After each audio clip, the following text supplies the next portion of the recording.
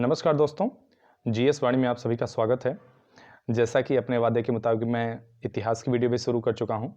मैंने पोल कराया था फेसबुक पे, तो वहां पर निकल के आई कि इतिहास की वीडियो चाहिए पहले। जो भी लोग थे उसमें इतिहास की ज़्यादा चाहिए थे, विज्ञान के उससे कम सेकंड नंबर पे। तो फिर भी मैंने विज्ञान पहले शुरू कर दिया, चूँकि कुछ परीक्षाएँ अभी आस-पास हैं जहाँ विज्ञान का ज़्यादा महत्वपूर्ण रोल होता है, इसलिए मैंने विज्ञान का भी ला दिया था। और विज्ञान की भी चलती रहेगी, उसकी भी वीडियो आ ही जाएगी। इतिहास का भी शुरू कर दिया और यहाँ पे मैंने प्राचीन इतिहास से ही शुरू किया है, प्रारंभ से ही। और प्राचीन भारत का गौरवपूर्ण इतिहास, चूँकि मेरे हिसाब से हमारा प्राचीन इतिहास वाक़ई गौरवपूर्ण था।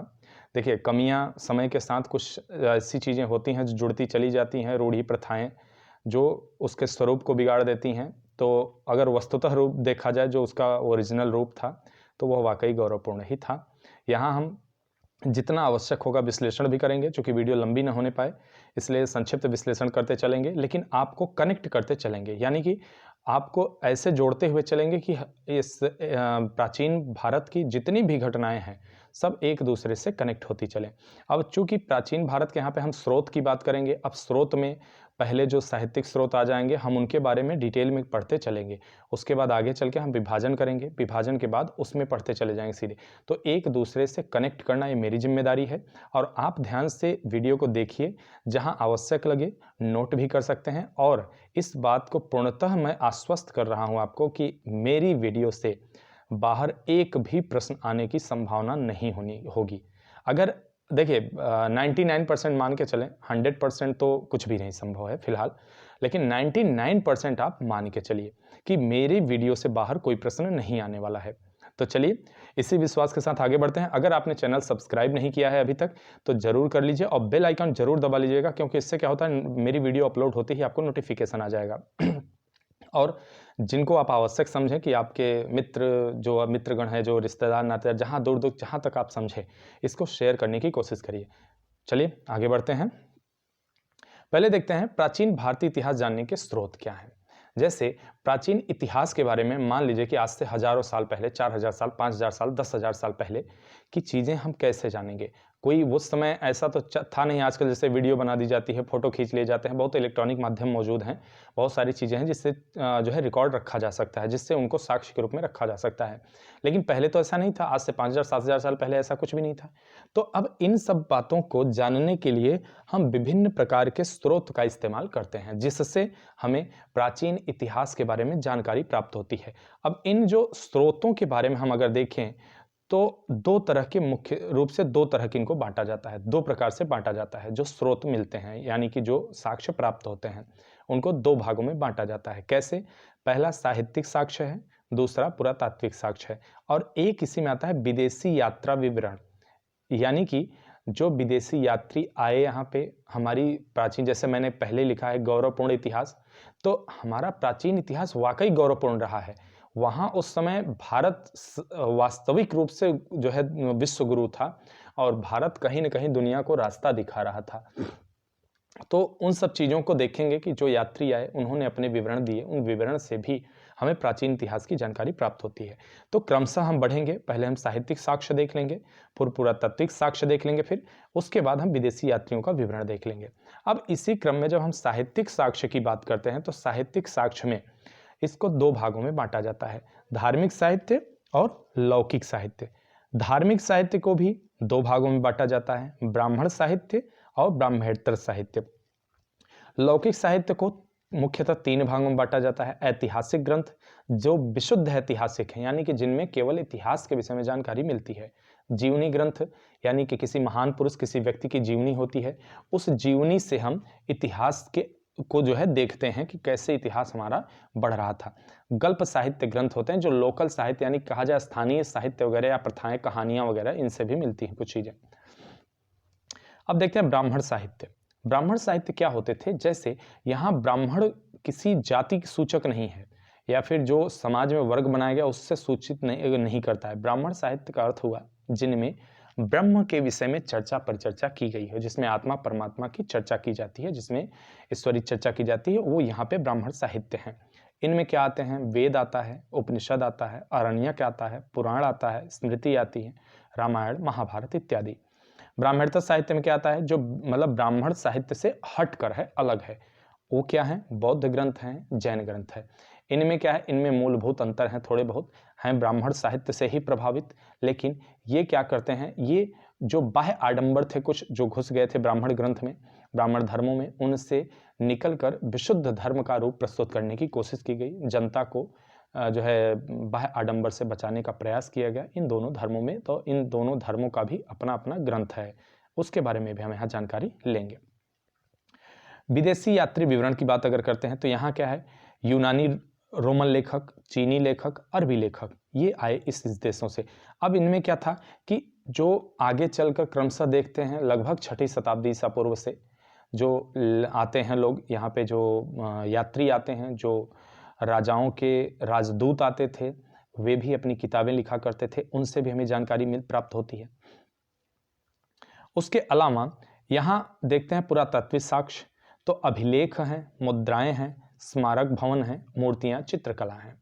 अभिलेख वगैरह से भी उस समय जैसे जब लिपि का विकास हो गया था, लिखा जाने लगा था, तो कुछ जानकारियां लिपिबद्ध की गई हैं, उनसे भी हमें जानकारी प्राप्त होती है। और मुद्राओं पर भी लिखने की परंपरा थी, तो मुद्राओं पर भी जो संक्षिप्त रूप से कुछ लिखा होता है, चिन्ह बने होते हैं, प्रतीक बने होते हैं, उनसे भी हमें कहीं न कहीं इतिहास के विषय में जानकारी प्राप्त होती है। तो ये थोड़ा विवरण था, चूंकि बहुत है तो आप इसको वीडियो पॉज करके यहाँ देख सकते हैं। हम आगे बढ़ते हैं। जैसा कि क्रमशः बढ़ रहे हैं, हम पहले धार्मिक साहित्य देखते हैं। धार्मिक साहित्य के अंतर्गत जितनी चीज़ें आते हैं यहाँ हम चर्चा करेंगे। इसमें आता है पहला ब्राह्मण ग्रंथ। अब ब्राह्मण ग्रंथ में क्या आता है, पहला वेद आता है, सर्वाधिक प्राचीन है और इनसे जितनी भी जानकारी मिलती है इनको सामान्यतया प्रामाणिक माना जाता है। ठीक है, तो वेदों के विषय में भी हम एक एक टॉपिक यहाँ क्लियर करते जाएंगे और उम्मीद करता हूँ आप भरोसा रखिए, इससे बाहर कुछ नहीं आने वाला है। वेद सबसे प्राचीन ग्रंथ, इनकी संख्या 4 है, ऋग्वेद, यजुर्वेद, सामवेद, अथर्ववेद। संकलनकर्ता कौन था, संकलनकर्ता कृष्ण द्वैपायन वेदव्यास को माना जाता है। चारों वेदों को संहिता भी कहा जाता है, ठीक है, और वेदों को श्रुति भी कहा जाता है। श्रुति कैसे का मतलब क्या हुआ, जैसे पहले क्या होता था, जब लिपि का विकास नहीं हुआ था, जब लेखन कला की विकास नहीं हुआ था, तो क्या होता था कि सुनने की परंपरा से याद रखा जाता था। जैसे गुरु होता था, गुरु अपने शिष्यों को कंठस्थ कराता था मंत्रों को, ऋचाओं को गुरु अपने शिष्यों को कंठस्थ कराते थे और वे उसकी शुद्धता परिशुद्धता का विशेष ख्याल रखा जाता था। तो वह श्रुति परंपरा, मतलब जैसे उनके गुरु ने अपने शिष्य को सुनाया, शिष्य ने अपने कल गुरु बना तो अपने शिष्यों को सुनाया, इस तरह एक एक चीजें बढ़ती परंपरागत रूप से बढ़ती चली गई आगे, तो ये श्रुति कहा जाता है। ऋग्वेद अब देखते हैं, इनमें पहला वेद आता है, तो ऋग्वेद के विषय में जानकारी यहाँ पूरी लेने वाले हैं हम। उसके बाद इस वीडियो में पूरी नहीं आएगी जानकारी, इसलिए अगली वीडियो बनाएंगे जिसमें सामवेद, यजुर्वेद, अथर्ववेद लेके आएंगे। ऋग्वेद, यजुर्वेद, सामवेद, अथर्ववेद वहाँ लेके आएंगे। तो ऋग्वेद में क्या देखते हैं कि आर्यों के धार्मिक, सामाजिक, सांस्कृतिक और आर्थिक जीवन के क्षेत्र पर प्रकाश पड़ता है ऋग्वेद से। ठीक है, 10 मंडल हैं, इसमें 1028 सूत्र हैं और 10,462 ऋचाएँ हैं। देखिए 1-2 अंक ऊपर नीचे रहेगा तो लगभग आप याद करके चलिए इसको, क्योंकि सभी परीक्षाओं में लगभग पूछ लिया जाता है, छोटी मोटी सारी परीक्षाओं में। इस वेद की ऋचाओं को पढ़ने वाले ऋषि को, जैसे जो वेद होते थे तो इन वेदों की भाषा बड़ी कठिन होती थी, जो वैदिक संस्कृत था, संस्कृत में लिखे गए थे सारे, वो काफ़ी जटिल होती थी, तो इसके लिए भी विशेषज्ञता होती थी। जैसे आज के समय में आप डॉक्टर देखिए, डॉक्टर होते हैं, अब होते तो MBBS सभी होते हैं, लेकिन उनमें भी क्षेत्र की विशेष विशेषज्ञता रखते हैं। जैसे कुछ हृदय रोग विशेषज्ञ, कुछ किडनी रोग विशेषज्ञ, कुछ ब्रेन रोग विशेषज्ञ, तो इस तरह की विशेषज्ञता होती थी। तो कुछ ऋषि ऐसे होते थे जो ऋग्वेद के मंत्रों का पाठ करते थे, उन ऋषियों को होत्री कहा जाता था। यहाँ देखिए, यहाँ होत्री की बात कर रहे हैं तो थोड़ा सा ध्यान देने वाली बात है कि इस जो फॉन्ट में हिंदी में टाइप करता हूँ तो यहाँ पे PPT में वो चीज़ें नहीं आ पाती कभी कभी, तो इसको होत्री इस तरह लिखा जाएगा, जो नहीं आया इस तरह होत्री लिखा जाएगा, तो ये ध्यान रखिएगा यहाँ पे। तो ये जो है होत्री कहे जाते थे जो ऋग्वेद की ऋचाओं को पढ़ते थे। ऋचा का अर्थ होता है मंत्र हुआ, आप इस चीज़ को ध्यान रखें। चलिए आगे बढ़ते हैं। ऋग्वेद, यजुर्वेद, सामवेद, ध्यान रखिएगा यहाँ 3 वेदों की केवल बात हुई है। ऋग्वेद, यजुर्वेद और सामवेद, इनको वेद त्रयी कहा जाता है, ठीक है, या त्रयी। इसके अंतर्गत केवल 3 वेद आ रहे हैं। कौन कौन से वेद, ध्यान रखिए, ऋग्वेद आपका आ रहा है, ठीक है, ऋग्वेद, यजुर्वेद आ रहा है, ठीक है, और सामवेद आ रहा है, ठीक है। ऋग्वेद के 2 से 7 तक मंडल में प्राचीन माने जाते हैं, तक के मंडल, ठीक है, यानी कि ऋग्वेद में कुल 10 मंडल हैं। 10 मंडल में जो 2 से 7 तक के मंडल प्राचीन माने जाते हैं, यानी कि उसके बाद के जो पहला मंडल है और जो 8वां 9वां 10वां है बाद में जोड़े गए माने जाते हैं। अब जो 10 मंडल हैं, उन 10 मंडलों के अलग अलग विषय हैं।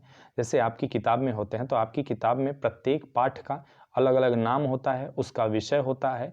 तो उसी तरह से पूरे ऋग्वेद में 10 मंडल हैं और उन 10 मंडलों के ऋषि अलग अलग हैं, अलग अलग रचना करने वाले हैं और उनमें अलग अलग विषयों की चर्चा की गई है। सामान्यतः ऋग्वेद में मंत्रों की जो चर्चा की गई, जो मंत्र हैं वो स्तुति पाठ हैं देवताओं के। तो यहां देखते हैं प्रथम मंडल। प्रथम मंडल किसने रचा था? देखिए, सारे मंडल महत्वपूर्ण नहीं है, मैं यहाँ पे जो अति महत्वपूर्ण मंडल होंगे उन पे जो है टिक करते चलूंगा। आप उस समझ लीजिएगा कि अति महत्वपूर्ण में है। जैसे प्रथम मंडल मधुछंदा और दीर्घतमा आदि ऋषि ने इसको लिखा था। द्वितीय मंडल को गृत्समद ऋषि लिखे थे। तृतीय मंडल को विश्वामित्र द्वारा लिखा गया था। इसमें गायत्री मंत्र का संकलन है और गायत्री मंत्र जो है वो सवित नामक देवता यानी कि सूर्य को समर्पित मंत्र है।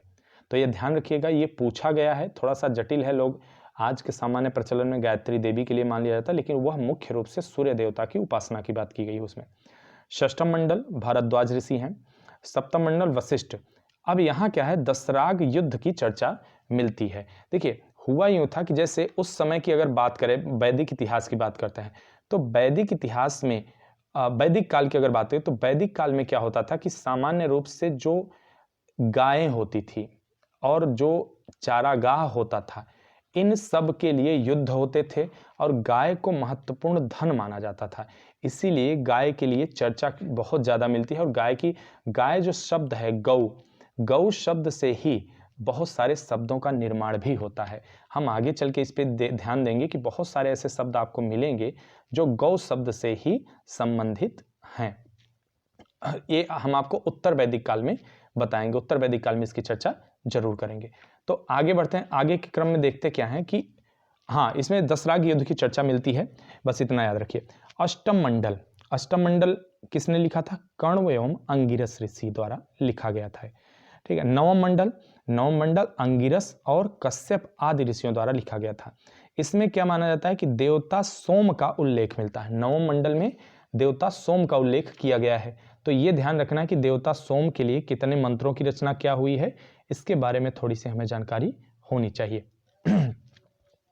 दसम मंडल इंद्राणी, शची, श्रद्धा आदि के द्वारा लिखा गया है। प्रत्येक वेद के 4 भाग होते हैं। प्रत्येक वेद में 4 भाग होते हैं और उन भागों को एक को संहिता बोला जाता है। उसके बाद ब्राह्मण ग्रंथ होते हैं, आरण्यक होते हैं, उपनिषद होते हैं। ये 4 भाग मुख्य रूप से वेदों के माने जाते हैं।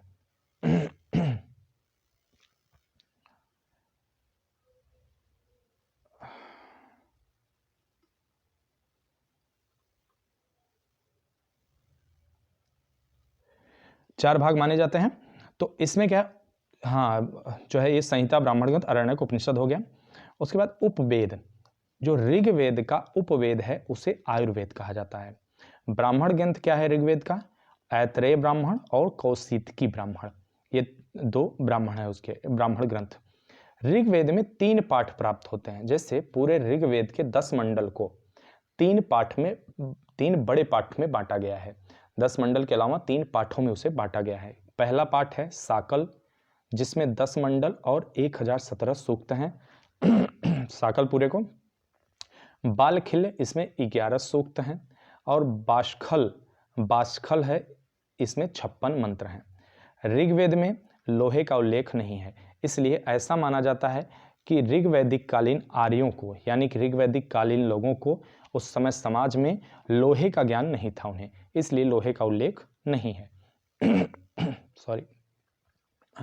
अफगानिस्तान की 4 नदियों, का उल्लेख मिलता है। उसमें क्रुमु जिसका आधुनिक नाम कुर्रम है, कुभा जिसका आधुनिक नाम काबुल है, गोमती जिसका आधुनिक नाम गोमल है, सुवास्तु जिसका आधुनिक नाम स्वात है, इन नदियों का उल्लेख मिलता है। इसके अलावा सप्त सैंधव प्रदेश की 7 नदियों का उल्लेख मिलता है। उनमें क्या है, सरस्वती नदी है, बिपाशा जो आधुनिक नदी ब्यास नाम है, परुष्णी इसका आधुनिक नाम रावी है, सिंधु आधुनिक नाम भी सिंधु ही है, सतोद्री जिसका आधुनिक नाम सतलुज है, अस्किनी जिसका आधुनिक नाम चिनाब है, आदि का भी उल्लेख मिलता है। सिंध नदी का सर्वाधिक बार उल्लेख हुआ है। देखिए ये क्या है कि आर्य जिस समय आए थे वहां पे, तो वे चूंकि ये भारत का पश्चिमी हिस्सा जो आपका आता है, राजस्थान वगैरह पाकिस्तान का हिस्सा, इसी हिस्से में रहते थे। अब चूंकि गंगा काफी पूरब में बहती हैं, गंगा उत्तर प्रदेश में, इधर उत्तराखंड उत्तर प्रदेश बिहार तक बहती हैं, तो आर्य इधर तो आए नहीं थे। ऐसा अनुमान लगाया जाता है कि वे उधर ही उनका सारा बसावट था, उधर ही उनका जीवन था, तो इसलिए गंगा के ज़्यादा जिक्र नहीं मिलता है यहाँ पे। हालांकि यमुना का मिलता है, यह तार्किक भी है, क्योंकि यमुना अगर देखा जाए हम पूरब पश्चिम से पूरब की तरफ बढ़ें तो यमुना पहले भेंट होगी यमुना से, उसके बाद गंगा से, तो हो सकता है कभी यमुना तक वो गए हों, तो इसलिए यमुना का 3 बार उल्लेख मिलता है और गंगा का केवल 1 बार। सिंधु नदी का सर्वाधिक बार उल्लेख किया गया है। और इसके अलावा सरस्वती नदी, देखिए एक काल्पनिक नदी मानी जाती है, जैसे प्रयागराज में 3 नदियों का संगम माना जाता है, और प्रयाग उस क्षेत्र को कहते हैं जहां पे 2 नदियों का संगम होता है, उस क्षेत्र को प्रयाग कहा जाता है। तो माना जाता है कि इलाहाबाद जो कभी था आज प्रयागराज हो गया है, वहां पर 3 नदियों का संगम है, गंगा, यमुना और अदृश्य रूप में सरस्वती। इसके पीछे बहुत सारी चीजें हैं। कुछ लोग कहते हैं कि चूंकि विद्या का केंद्र हुआ करता था, भरद्वाज मुनि का आश्रम वहां होता था, आज भी इलाहाबाद यूनिवर्सिटी जो है उसके बगल में भरद्वाज आश्रम है, तो कहा जाता था कि जो इलाहाबाद यूनिवर्सिटी है वहाँ कभी भरद्वाज आश्रम हुआ करता था और 10,000 विद्यार्थी वहाँ पढ़ते थे उस समय में। तो ऐसा माना जाता है कि विद्या का केंद्र होने की वजह से उसे सरस्वती वहाँ प्रवाहित होती थी, ऐसा कल्पना की जाती है। हालांकि हमें यहाँ देखना है कि सरस्वती नदी को सबसे पवित्र माना और उनके कई नामों का उल्लेख है, जैसे उन्हें माते तमा कहा जाता है, देवी तमा कहा जाता है, नदी तमा आदि कहा जाता है, कहा गया है इसमें। सिंधु नदी के आर्थिक महत्व के कारण, देखिए सिंधु नदी वहाँ आर्थिक महत्व, व्यापार वगैरह भी उससे होता था उनका, तो उसके आर्थिक महत्व के कारण उसको हिरण्य कहा गया। हिरण्य का मतलब, देखिए हिरण्य मीन्स सोना भी होता है, तो यहाँ हिरण्य कहा गया चूंकि उसका आर्थिक महत्व ज़्यादा था। इसके समुद्र में गिरने की जगह सिंधु नदी, आज भी अगर आप लोग जो है मैं ये कहूँगा कि हाँ इसमें तो दिया ही है, मैंने सोचा आपको इसको कमेंट बॉक्स में बताने कह दूँ, दिया ही पहले से ही। समुद्र में जो गिरने की जगह थी पारावत, अर्थात अरब सागर को उस समय पारावत कहा जाता था, तो वहाँ ये नदी गिरती थी और आज भी गिरती है। गंगा यमुना के दोआब, आर्यों ने ब्रह्मर्षि देश कहा इसे। जो गंगा यमुना का दोआब था, देखिए आब मीन्स पानी, ठीक है, तो आब मीन्स पानी होता है, अरबी फारसी शब्द है, तो दो आब यानी कि 2 नदियों के बीच का क्षेत्र जो था, आर्यों ने इसे ब्रह्मर्षि देश कहा इस क्षेत्र को। उसके अलावा 1400 ईस्वी पूर्व बोगज कोई एशिया माइनर के अभिलेख में ऋग्वैदिक कालीन देवताओं का उल्लेख है, ठीक है। तो जो एशिया माइनर है आपका, आज ईरान इराक वगैरह जो एरिया है यहाँ के, एशिया माइनर के क्षेत्र में आते थे, तो यहाँ पर क्या हुआ कि जो ग्रंथ मिलता है उसमें हमारे जो वैदिक कालीन देवता हैं, ऋग्वैदिक कालीन, इंद्र, वरुण, मित्र, नासत्य जो है, इनका वहाँ उल्लेख मिलता है। तो ये अपने आप में काफ़ी गौरवपूर्ण चीज़ है और काफ़ी मतलब आप इस पर गर्व महसूस कर सकते हैं, ठीक है। उसके बाद और ये भी एक चीज़ मिलता है, इससे आप जोड़ सकते हैं कनेक्शन, कि कहीं ना कहीं उस समय की सारी सभ्यताएं एक दूसरे से जुड़ी हुई थी। प्रारंभ में केवल ब्रह्म, क्षत्रिय, विश्व का उल्लेख मिलता है, ठीक है। यहाँ पर देखिए जैसे 4 वर्णों का उल्लेख आगे मिलने लगता है। उत्तर वैदिक काल से आप देखेंगे कि जो वर्ण व्यवस्था थी वो जन्म आधारित हो गई, लेकिन उत्तर वैदिक काल से पहले ये जो वर्ण व्यवस्था थी ये कर्म आधारित थी, यानी कि जिस प्रकार का व्यक्ति कर्म करता था उस प्रकार की उसकी जाति होती थी। यदि व्यक्ति पठन पाठन इत्यादि कार्य कर रहा है तो ब्राह्मण होता था, यदि वह व्यापार से संबंधित कार्य करता था तो वैश्य होता था, यदि वह युद्ध वगैरह से संबंधित है तो क्षत्रिय होता था, और अगर वह साफ सफाई नीचे संबंधी कार्य करा तो शूद्र होता था। तो ये था, और प्रारंभ में उल्लेख भी मिलता है इस बात का कि केवल 3 जो है वर्ण थे। शूद्र का उल्लेख ऋग्वेद के 10वें मंडल में पुरुष सूक्त की कल्पना की गई है, और उस पुरुष सूक्त में एक ब्रह्म पुरुष की संकल्पना की गई है, और उस ब्रह्म पुरुष के अंगों से, जैसे मुख से ब्राह्मण, पैरों से शूद्र। अब बचे 2 वर्ण, आप कमेंट बॉक्स में बताइए उस ब्रह्म पुरुष के किस अंग से बाकी 2 वर्णों का उदय हुआ, क्षत्रिय और वैश्य। इंद्र के लिए देखिए, उस समय क्या था कि जो समय के साथ आप देखते चलेंगे कि देवताओं का महत्व भी बदलता रहा है। ठीक है, अभी आप देखेंगे उत्तर वैदिक काल तक गणेश जी, शिव जी, हालांकि शिव जी का अलग उल्लेख है, उसको हम पढ़ेंगे, हड़प्पा में भी है। विष्णु हुए, ब्रह्मा हुए, हनुमान जी हुए, इन सब लोगों का उल्लेख नहीं मिलता कहीं भी। ठीक है, तो बाद में इनका कालक्रम में इनका उल्लेख मिलता है, और धीरे धीरे देवताओं का महत्व बदलता चला जाता है। ठीक है, आप देखेंगे आगे चल के इंद्र का तो महत्व ही बिल्कुल खत्म हो गया। ठीक है, बाकी धीरे धीरे हम क्रम में बताते चलेंगे। तो यहाँ क्या है, ऋग्वेद तक इंद्र का महत्व सर्वाधिक था, सर्वाधिक महत्वपूर्ण देवता इंद्र होते थे, और उनके लिए 250 मंत्रों का संकलन किया गया है। जबकि दूसरे नंबर के महत्वपूर्ण देवता अग्नि थे, उनके लिए ऋग्वेद में 200 मंत्रों की रचना की गई है। उसके बाद तीसरे नंबर पे आते हैं आपके जो है वरुण वगैरह आते हैं तीसरे नंबर के, या सोम वगैरह तीसरे नंबर पे आते हैं, वरुण और सोम। तो यहां पे क्या होता था कि इनकी स्तुति की जाती थी, और इनकी स्तुति की जाती थी, उन्हीं मंत्रों का संकलन ऋग्वेद में किया गया है। वामना अवतार का आख्यान का स्रोत ऋग्वेद में ही है, वामना अवतार के आख्यान का उल्लेख। देखिए, जो भगवान विष्णु का एक वामन अवतार हुआ था, 52 अंगुल का अवतार, ठीक है, जो वो बौना बने थे, ठीक है, बौना बने थे।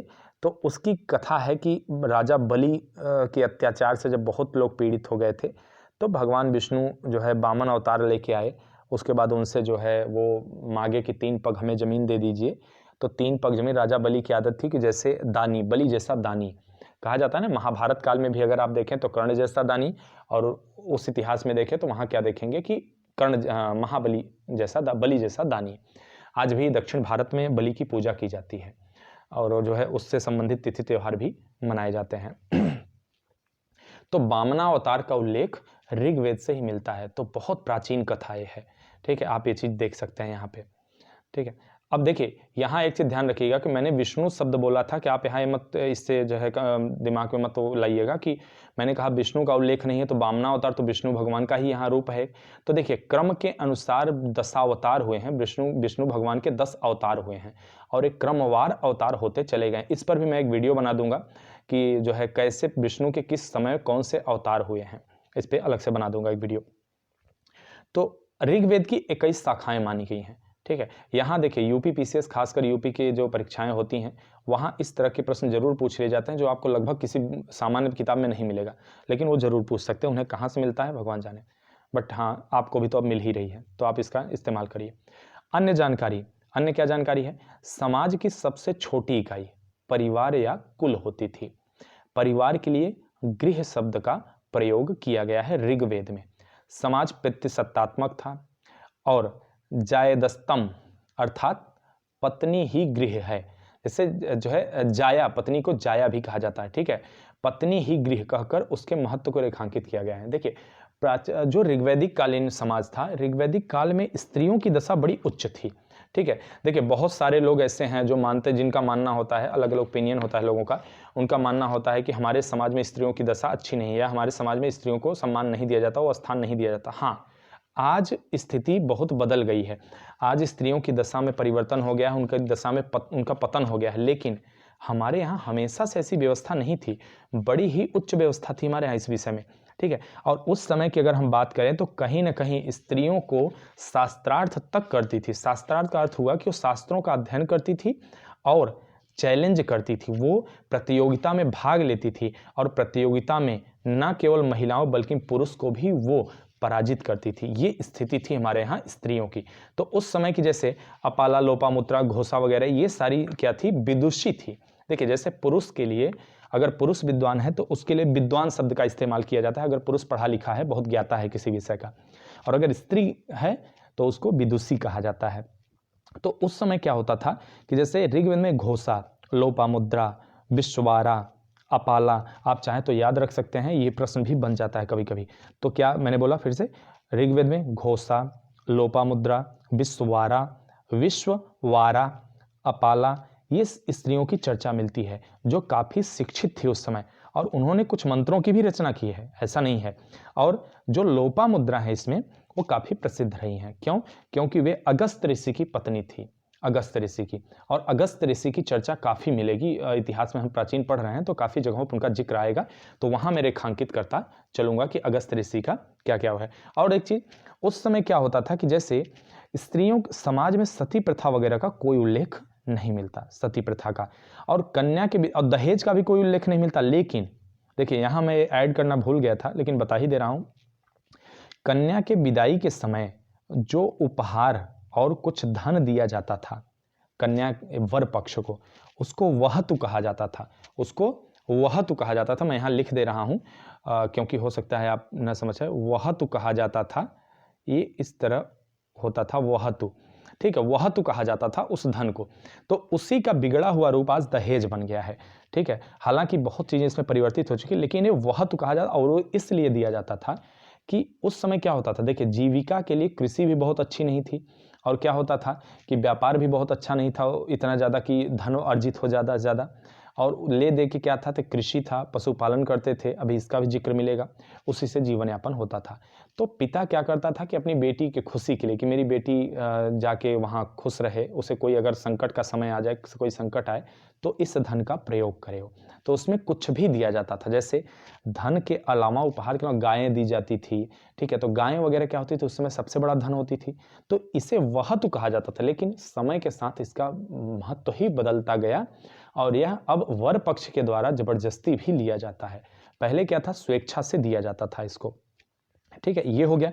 उसके अलावा क्या कहते हैं कि जैसे समाज में सती प्रथा का तो उल्लेख ही नहीं मिलता कहीं भी, और कुछ कन्याएं, जैसे उस समय स्त्रियों की दशा बहुत अच्छी थी, तो वे अपने जीवन के बारे में निर्णय भी ले सकती थी। तो उस समय क्या होता था, अगर कोई स्त्री, कोई लड़की है, कोई महिला है, अगर वो चाहे तो अपने जीवन के बारे में पूरी तरह स्वतंत्र होती थी। यानी कि अगर उसकी इच्छा है कि हम विवाह ही नहीं करेंगे, तो विवाह नहीं करने की पूरी उसके इस निर्णय का सम्मान किया जाता था। और जीवन भर अविवाहित रहती थी, कुंवारी रहती थी, तो इन्हें अमाजू कहा जाता था। यानी कि जो स्त्रियां जीवन भर अविवाहित रहती थी, उन्हें अमाजू कहा जाता था, ठीक है।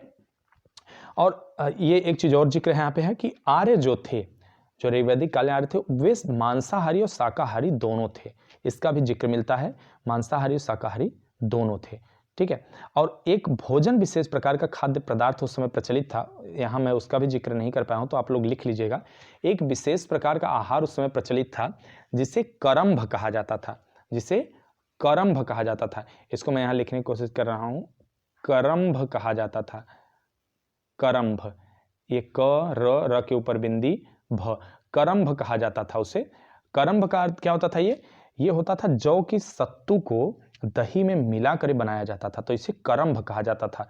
देखिए, चूंकि यूपी में, मैं खासकर यूपी बार बार बोल रहा हूँ, यूपी में ऐसे प्रश्नों को खोज खोज कर पूछा जाता है, ठीक है।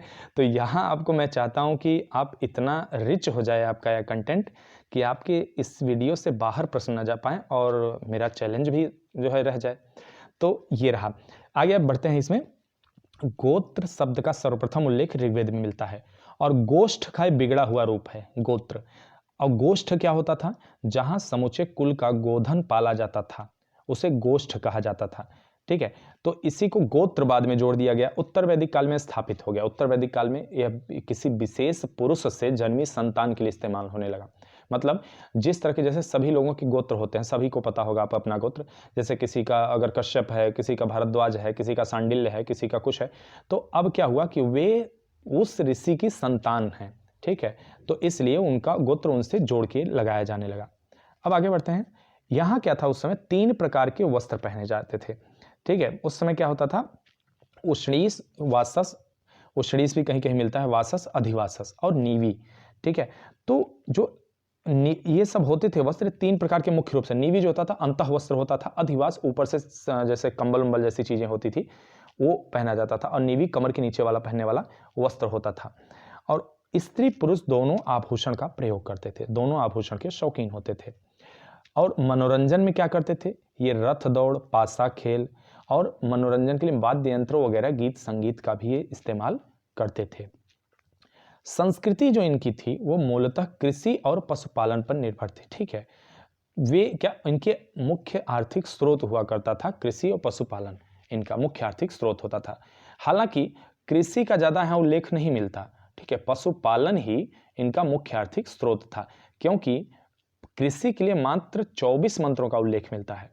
तो कृषि के ऊपर ज़्यादा फोकस नहीं किया गया, तो इसका समझा जाएगा कृषि का ज़्यादा महत्व नहीं था। सिंचाई के उपयुक्त साधन मौजूद थे, जैसे कुल्या, नहर को कुल्या कहा जाता था, कूप, कुआं, अवट, अस्म चक्र, रहट। रहट क्या होता था कि जैसे यहाँ अब मैं ध्यान रखूंगा कि एक प्लेन पेज ऐड कर दूंगा, कभी कभी कुछ चीज़ें बताना जरूरी हो जाता है। देखिए होता क्या है कि जैसे कोई मान लीजिए कुआं है या कोई जल स्रोत है यहाँ, तो इस तरह का एक जो है राउंड शेप में एक चीज़ लगाई जाती है और इसमें कुछ पानी स्टोर करने के लिए इस तरह की चीज़ें बांध दी जाती हैं।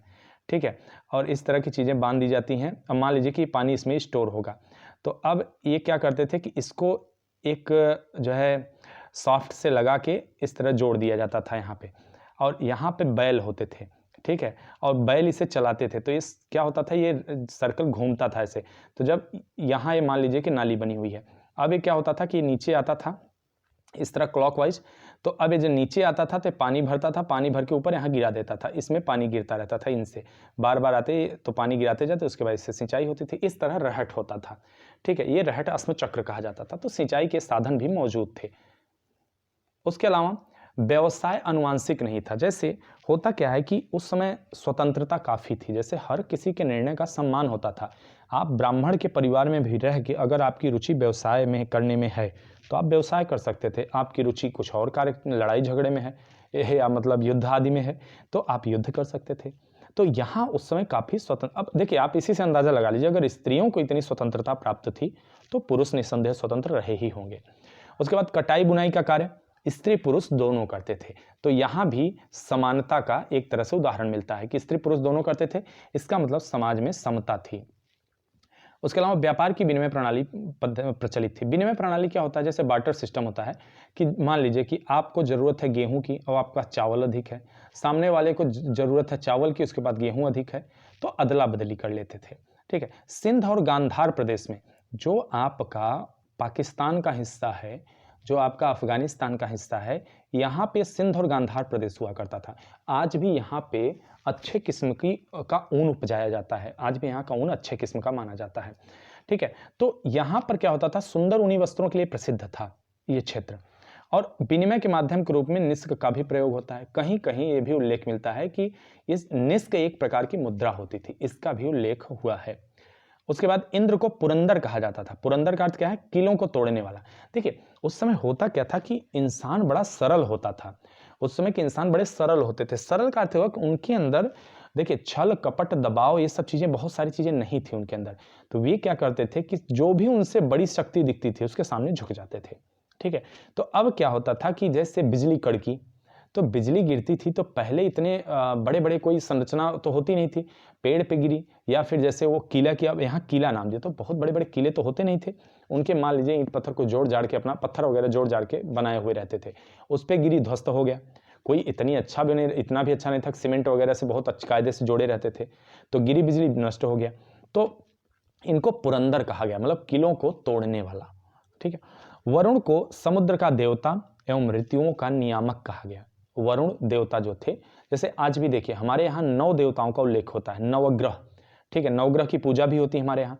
ठीक है, और देखिए एक तरह से मैं गौरवपूर्ण इतिहास क्यों बोला, इसके पीछे देखिए कहने के पीछे बड़ा वजह है, और मुझे ऐसा लगता है, मेरा व्यक्तिगत मानना है कि हमारे इतिहासकारों को जो लिखते हैं उनको भी यही बोलना चाहिए। इसलिए कि देखिए आज हर चीज़ मौजूद है, आपके पास टेलीस्कोप है, बहुत बड़ी बड़ी ऑब्जर्वेटरी हैं, बहुत सारे सैटेलाइट हैं, तो आप ये अनुमान लगा पाए कि 9 ग्रह हैं क्या, कैसे हैं। आज से हजारों साल पहले जब ऐसा कुछ भी मौजूद नहीं था, तब भी आर्यभट्ट ने भी ये सिद्ध कर डाला कि जो है सूर्य पृथ्वी का चक्कर लगा रही है, सूर्य स्थिर है। ठीक है, और बहुत सारी चीजें जैसे ग्रहण वगैरह की बिल्कुल सटीक भविष्यवाणी। ठीक है, तो अब एक बात बताइए, आपको तो सोचना चाहिए कि हमारा वाकई गौरवपूर्ण इतिहास है, ठीक है। तो उस समय जो नवग्रह बनाए गए, आपने तो काफी समय बाद घोषित किया ना कि 9 ग्रह हैं हमारे सौरमंडल में, लेकिन हम तो बहुत पहले जान के बैठे थे कि हमारे यहाँ 9 ग्रह हैं। ठीक है, तो एक अलग विषय हो गया। तो वरुण को समुद्र का देवता और ऋतुओं का नियामक भी कहा गया, नैतिक व्यवस्था का प्रधान भी इन्हें कहा गया, इसीलिए इन्हें ऋतस्य गोपा कहा जाता है। नैतिक व्यवस्था के ये प्रधान थे। ठीक है, मतलब समाज में नैतिक व्यवस्था बनी रहे इसके लिए वरुण देवता जिम्मेदार होते थे। और कहा जाता है कि जिस व्यक्ति ने नैतिकता छोड़ देता था, जो व्यक्ति नैतिक, उसको जलोदर रोग कर देते थे। जलोदर मतलब पेट भर जाना, पेट में पानी भर जाना, वो रोग हो जाता था। तो माना जाता था कि वरुण देवता नाराज हैं और इसने कुछ अनैतिक किया है। ठीक है, इसके पीछे लंबी कहानी, कभी इसको भी बताऊंगा। उसके बाद ईरान में अहुरमज़दा और यूनान में आर्नोज, ठीक है, ये वरुण देवता का ही समानांतर देवता है, वहां भी इनका उल्लेख मिलता है। अग्नि को मध्यस्थ देवता माना जाता था। देखिए, इंसान और देवताओं के बीच में, मनुष्य और देवताओं के बीच में अग्नि को मध्यस्थ माना जाता है। कैसे? जैसे जब हम हवन वगैरह करते हैं तो क्या होता है कि धुएं में बदल जाता है, धुआं ऊपर की तरफ उठता है। तो ऐसी उस समय संकल्पना की गई कि ये जो हम हवि दे रहे हैं, जो हमें हवन दे रहे हैं, जो आहुति दे रहे हैं, ये सीधे देवताओं तक पहुंच रही है और इससे देवताओं की शक्ति प्रबल होती है, बढ़ती है। तो ये माना जाता था कि अग्नि ही वो माध्यम है जिनके माध्यम से देवताओं तक वो चीजें पहुंच जाती हैं। तो इसलिए उनको देवता और मनुष्यों के बीच मध्यस्थ माना जाता था, अग्नि देवता को। तो ये भी प्रश्न ऐसे पूछा जाता है। वनस्पतियों का देवता किसे कहा जाता था? औषधियों, पूषण को। ठीक है, पूषण को वनस्पतियों औषधियों का देवता कहा जाता था। इनके रथ को बकरे द्वारा खींचा जा रहा है, ऐसा दिखाया जाता है। तो ये हमारी वीडियो यहीं समाप्त होती है और आशा करता हूं कि आप लोगों को अच्छी लगी वीडियो। और अगर आपने सब्सक्राइब नहीं किया, सब्सक्राइब करिए, शेयर करिए, कमेंट करिए। और जो है ये वीडियो निरंतर अब चलती रहेगी और आगे हम इतिहास का विभाजन भी करेंगे। उसके पहले हम यहाँ पे चारों वेदों को कंप्लीट कर देंगे। चारों वेद, अरण्यक, उपनिषद, वेदांग, पुराण, महाभारत, जितना भी संभव होगा। और जैसा कि मैं पहले ही बोल चुका हूँ, इतना यहाँ पे आपको कंटेंट मिल जाएगा कि उससे परीक्षा के बाहर कुछ नहीं जाएगा। अगर आप नोट्स बना ले तो ठीक है, अदरवाइज मैं इसका PDF भी दे सकता हूँ, PDF उपलब्ध करा दूंगा, आप उससे आनंद उठाइए परीक्षा का। चलिए, धन्यवाद।